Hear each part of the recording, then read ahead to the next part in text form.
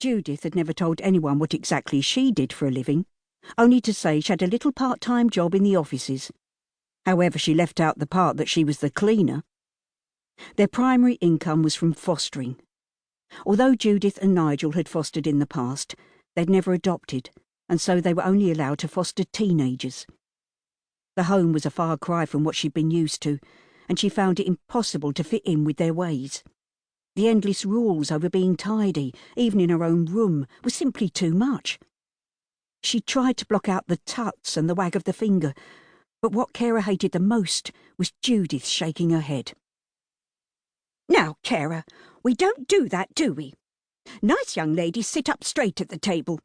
Classy young ladies don't wear earphones and certainly don't chew chewing gum. It's a filthy habit."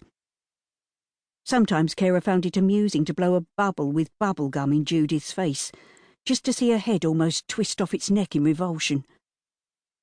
Kara knew the Leonards had their own issues, and being religious too, they consoled themselves with the idea that they were doing good.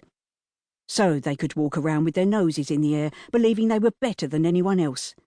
And she had sussed that out a year ago, merely by the way they spoke in such a condescending manner to anyone who would listen. Smiling with their humourless lips, they truly believed they were cut above everyone else.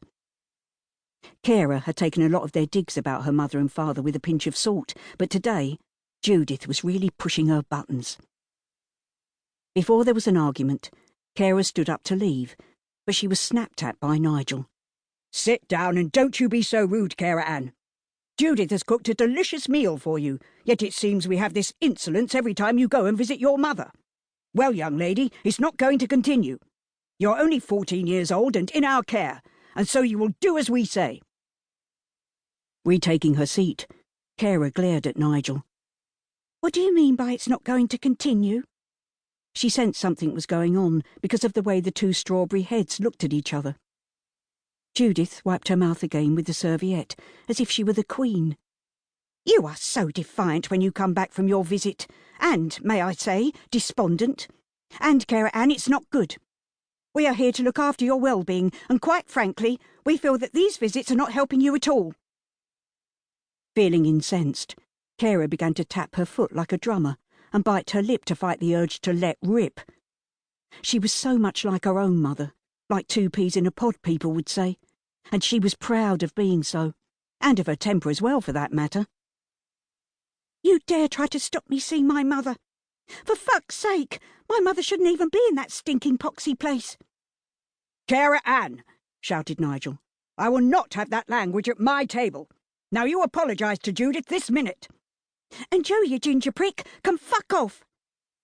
Judith grabbed Kara's arm and squeezed it hard. "As much as you think your mother is a good person, a jury of 12 found her guilty of murder. Now finish your food. Can't you see? This is what happens when you visit your mother. You come back, obviously, with an appalling attitude and a mouth filled with expletives. You don't want to end up like her, but you will do, the way you're carrying on."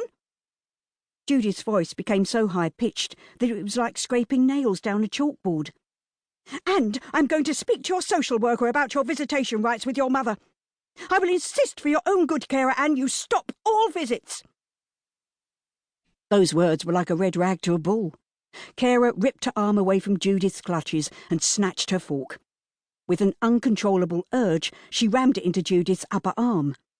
The force behind it was so hard that Judith toppled off the chair, dragging the tablecloth down with her. As soon as Kara realised what she had done, she knew she had to get out of the way.